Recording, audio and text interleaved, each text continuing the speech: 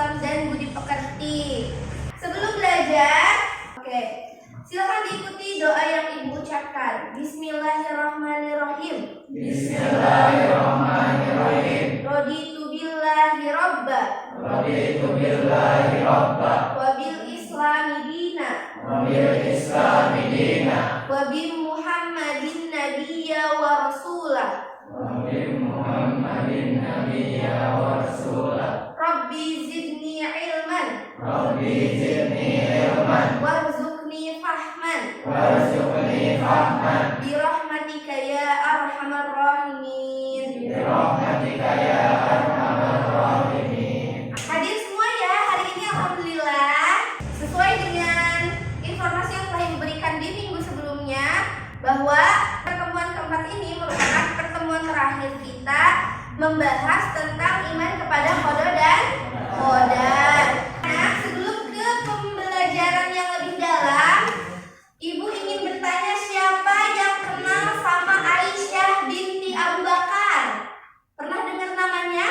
Nah, Aisyah itu istrinya siapa? Rasulullah. Istrinya Rasulullah Shallallahu Alaihi Wasallam. Aisyah binti Abu Bakar merupakan salah satu istri yang paling cerdas. Ya, hal yang sering dilakukan oleh Aisyah itu adalah menuntut ilmu. Saking cintanya sama ilmu pengetahuan, Aisyah salah satu orang yang meriwayatkan hadis. Ya, dalam proses Aisyah mencari ilmu, tantangannya banyak. Sama seperti halnya kita lagi belajar, tantangannya banyak.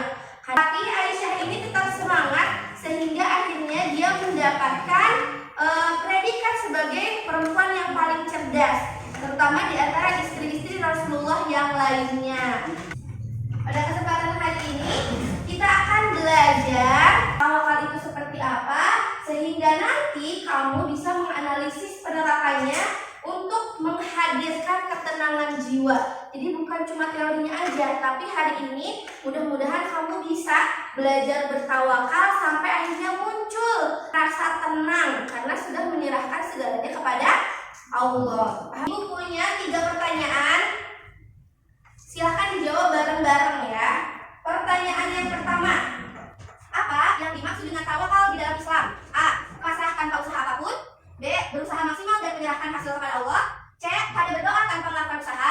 D. Menyerahkan sepenuhnya kepada takdir tanpa berusaha. Jawabannya B. Betul. Sekarang kita akan menonton sebuah film pendek. Nanti silahkan kamu benar-benar resapi filmnya. Nanti ada 3 pertanyaan yang harus dijawab.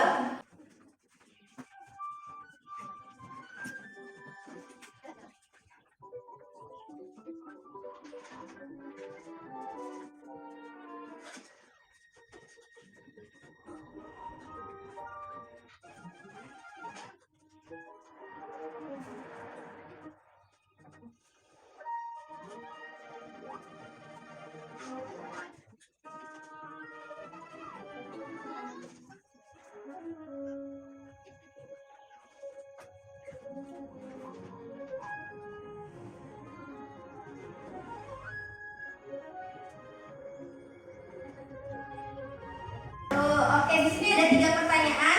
Bagaimana tokoh utama dalam film menghadapi ujian hidup? Yang kedua, apa yang mereka lakukan untuk menemukan ketenangan jiwa? Yang ketiga, apa yang bisa kita pelajari dari tawakal yang ditunjukkan oleh tokoh tersebut? Silahkan yang akan menjelaskan boleh maju ke depan. Yang pertama dulu, pertanyaan pertama. Bagaimana tokoh utama dalam film menghadapi ujiannya? Tokoh utama dalam film menghadapi ujian hidup dengan penuh kesulitan dan kebingungan. Dia terus berusaha mencari solusi. Saat dia merasa hampir putus asa, dia bertemu dengan makhluk asing yang terdampar bersama pesawatnya. Pertemuan ini mengajarkan dia untuk lebih percaya pada proses dan terus berusaha meskipun keadaan tampaknya sangat sulit. Oke, itu ya. Jadi berulang kali dia gagal, tapi dia terus berusaha dan tidak menyerah. Terima kasih, tepuk tangan untuk teman-teman kamu yang di depan. Untuk memahami materi tentang tawakal, pentingnya sikap tawakal, kamu nanti bergabung dengan kelompok gaya belajar belajar kamu.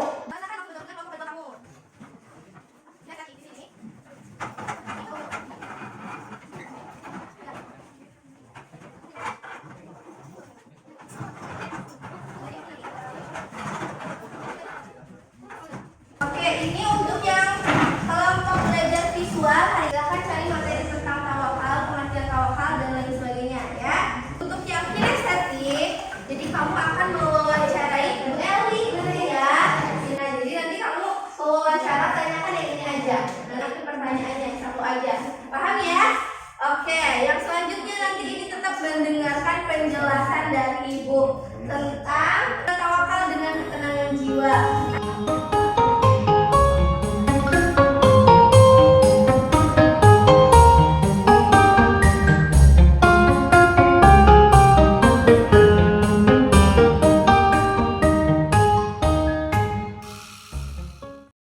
Karena kelompok kinestetik sudah kembali ke kelas, artinya proses wawancaranya sudah selesai.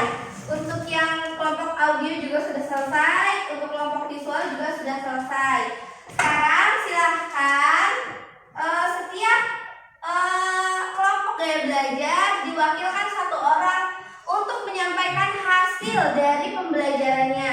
Berarti nanti kelompok visual diwakili sama siapa? Sama Harun. Kelompok ini kinestetik Aidan. Kelompok visual audio Silpi. Oke, silakan maju dulu ke depan. Visual, audio, dan kinestetik. Berarti Harun dulu.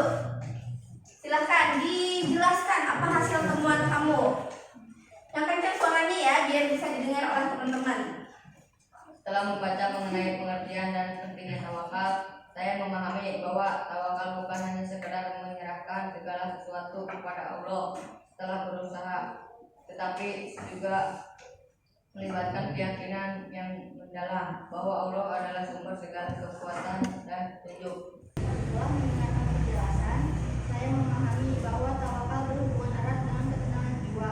Tawakal bukan hanya tentang berpasrah setelah berusaha, tetapi juga tentang menyerahkan segala hasil kepada Allah dengan keyakinan bahwa apa yang terjadi adalah yang terbaik bagi kita.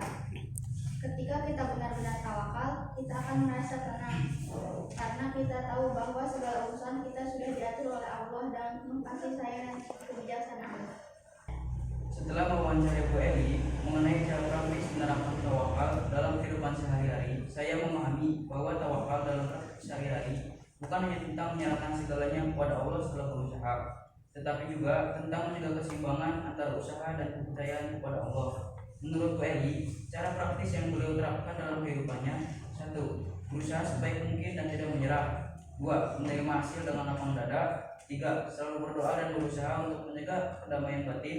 4. Tidak terjebak dalam kekhawatiran berlebihan. Dengan cara-cara ini, Bu Eli menjelaskan bahwa tawakal tidak hanya mengarah kepada kepasrahan, tetapi juga keyakinan dan ketenangan. Dalam setiap langkah hidup kita, tawakal memberikan kedamaian, karena kita tahu bahwa Allah senantiasa bersama kita. Terima kasih. Silahkan duduk lagi. Tepuk tangan untuk teman-teman kamu yang sudah keluar dari kelas. Nah, sekarang coba lihat ke depan. Bagaimana perasaanmu setelah mempelajari ketenangan jiwa melalui sikap tawakal? Bagaimana menurutmu pembelajaran yang kita lakukan hari ini tadi dengan diferensiasi dan juga dengan TPACK? TPACK itu adalah menggunakan include dengan teknologi. Nah, ini kesimpulan untuk hari ini. Mewujudkan ketenangan jiwa dengan tawakal atas qada dan qadar Allah adalah sebuah proses menerima dengan lapang dada segala takdir yang Allah tentukan setelah kita berusaha sebaik mungkin. Jadi yang harus digarisbawahi itu adalah berusaha sebaik mungkin sehingga dalam proses penerimaannya hati kita menjadi lapang sampai akhirnya kita bisa menemukan ketenangan jiwa. Ya, gak semua orang bisa, tapi semua orang bisa berusaha mencoba. Ya, tawakal mengajarkan kita untuk melepaskan kecemasan tentang hasil karena kita yakin bahwa yang Allah takdirkan itu pasti yang terbaik untuk kita, meskipun mungkin tidak sesuai dengan harapan. Jadi, kalau misalnya kita punya sikap tawakal, mau sesulit apa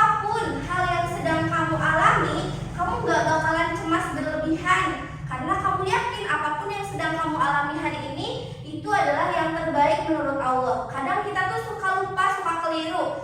Yang Allah berikan kepada kita itu bukan apa yang kita mau, tapi apa yang kita butuhkan. Jadi makanya Allah tahu yang terbaik untuk kita.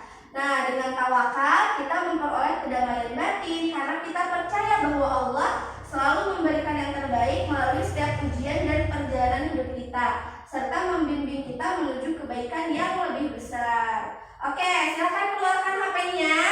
Ibu nanti ada soal kuisis yang harus dikerjakan, ya. Nanti setelah itu kita akan melihat sejauh mana kamu memahami materi yang disampaikan.